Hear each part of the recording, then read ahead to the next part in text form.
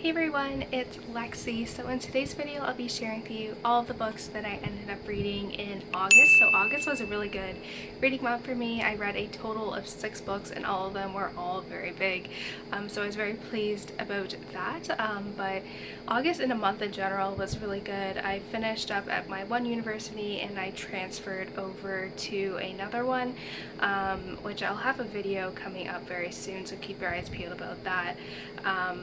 I donated 18 inches of my hair, so hence the shorter hair, and then I officially started my PhD on August 26th. So it was a really good month for me, a lot of new beginnings, a lot of new chapters, so I'm really excited for that, for what's in store. But yeah, besides all those life stuff going on, I managed to read a lot of books, and a couple of them were ones that I've read in like my book club with my friend and the one with my aunt, so we ended up finishing them this month, so that's why there's kind of the bigger books in here as well. But yeah, without further ado, let's get started. So starting out, I finally ended up finishing the audiobook for Harry Potter and the Goblet of Fire. This one took a while, and yeah, my brother was a trooper and he kind of stuck through listening to this on our drives to and from school, carpooling together, which was funny. But yeah, like I said, this was like my first time rereading the Harry Potter series, since I originally read them back in 2009. So it's been 10 years and there was so much I forgot about, like little details in here. So slowly but surely I'm making my way through rereading the Harry Potter series. But yeah, like I said, there's a lot of details and it makes me love it even more, because it's like, just for me at least, because it's been so long rereading these, it's kind of like reading it for the first time again. I know like the general plot and like the big things, but like the little things here are like little extra treats. But definitely I will be picking up the 5th audiobook very soon. They didn't have like the actual like digital ones I can get from the library where you can adjust the speed, so I would have finished it sooner, but I had to go settle for the actual like physical CD, so that's where it worked out with my brother too, because he was the one switching them in and out when the actual CD was done. So yeah, definitely gave this one a 5 out of 5 stars as well. So next, I also ended up picking up Of Blood and Bone by Nora, and this is the second book in the Chronicles of One trilogy. And so I read Year 1 earlier this year and I was actually pleasantly surprised by it. Like, it's kind of different from what I tend to read, but basically the premise of this is that there is like this virus that breaks out that wipes out 2/3 of the population within 2 weeks basically, and the ones that are left that are immune to this disease are those who have some sort of magic in them. So you can see how that can cause some like anarchy problems, but this one is a continuation of it. The first one is really like setting up the world, and then the second one really takes off from there. I can't really talk too much about the general plot for this one because it spoils a lot from first one, so I'm not going to go into that. But like I said, this was for me, this trilogy was really much stepping outside of my comfort zone, but I'm very happy that I did. It's a very complex and unique series, and it's very interesting. If you're familiar with Nora Roberts' magic system, it does tie into a lot of her other ones as well. But yeah, I highly recommend you try this one out and just give it a chance. And if you like Year 1, like the second one was so much better. Like the first one was good, but I loved the second one.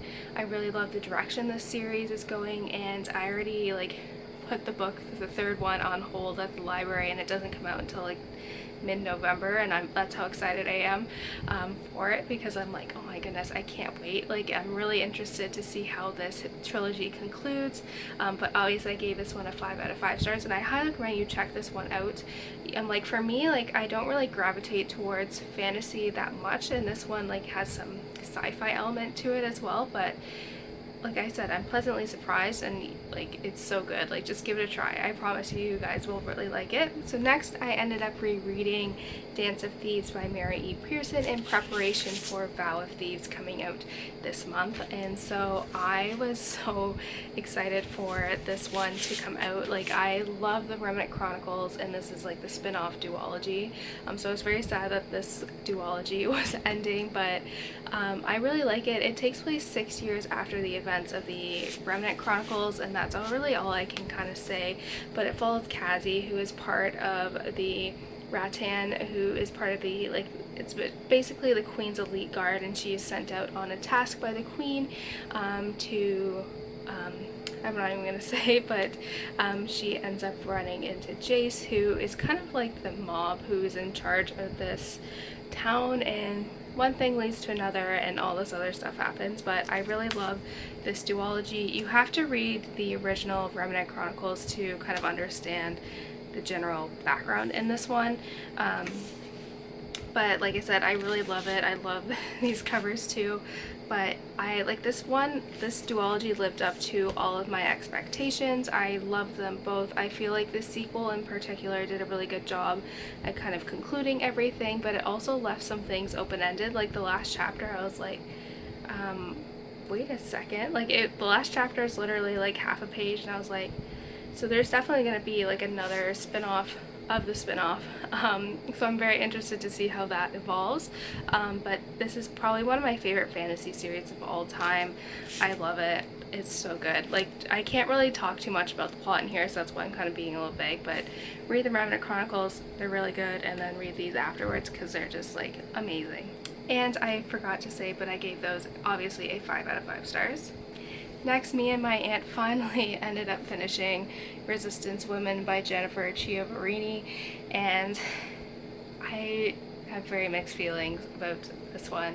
It's based off of a true story about this network known as the Red Orchestra, which was a kind of a resistance group that formed during Nazi Germany, and they tried to help smuggle out some information to the Allies, and it solely focuses on like the women's story in here, like their role in this. And though I don't know, like for me the author did a really good job. Like for me like the biggest thing I got out of it was the history. The author put so much history and background into this, and just like kind of politically what was going on in this world, like what was going on with the Nazis. Like it covers basically a 17-year span of the Nazi regime, and so yeah, like a lot of history, and I really liked that. But plot wise, I felt like I wasn't really connected to the characters. The plot just kind of like stood still. Like there wasn't a lot going on, and like I don't know, like I just wasn't connected to the overall story itself. I really enjoyed the history, and that you can tell the author put in a lot of research into this, and I really loved that aspect of it. And so it felt sometimes like I was reading a textbook, but just the overall story, I just didn't really like that much. Like it's called Resistance Women, but like the men did everything. Like they kind of, like the women did stuff too, but like the men were the ones who were in charge, and the women's were kind of the ones that were kind of pushed up against the side. And we follow so many different storylines that we kind of jump around, and we don't really have any time to really connect with the characters. And I feel like that was the biggest thing for me, is like I just couldn't really care for these characters, even though they're based off of real stories, and it's not saying that their experiences and like what they contributed to the war effort was not like important. It was just the way it was written in here that it was just hard to get through, and it's like 600 pages, and I feel like a good like 150 to 200 pages could have been shaved off of this, and then if it just was focused more on the plot than history and then all that other stuff. So I was disappointed with this one. I gave it a 2.5 out of 5 stars. And lastly, for another book club that I'm in, me and my friend ended up finishing A Court of Mist and Fury. This is one that we read for basically the entire summer, but we were rereading this together. So this is probably one of my, besides the like Remnant Chronicles, which is more like mature YA, this is like young adult, so it kind of has some steamy things and things that are appropriate for your younger audience. But I'm definitely loving this series more the second time around, so it's really fun kind of reading it with her as well and kind of discussing some stuff in here. And there's a lot of things that I picked up that I didn't the first time around, which kind of adds to that reading experience. This is my favorite of the entire trilogy. So and we were talking, like I remembered the first one like bits and pieces of it. I remember the second one a lot, and the third one I don't really remember is what happened, so I'll be like rereading it or like reading it for the first time, which will be exciting. But yeah, this is my favorite of the entire trilogy, like I said, so I gave this a 5 out of 5 stars as well. It was just fun kind of reading this with my friend and having someone to talk to about it, kind of on a weekly bi-weekly basis, so that kind of added to my reading experience. But yeah, like I said, I really enjoyed this. So that's it, guys. Thank you guys so much for watching. I hope you guys enjoyed this video, and let me know in the comments below what some of the books you read this month were and all that fun stuff. So yeah, thank you guys so much for watching. Don't forget to give this video a thumbs up, and I will see you guys next time. Bye, guys.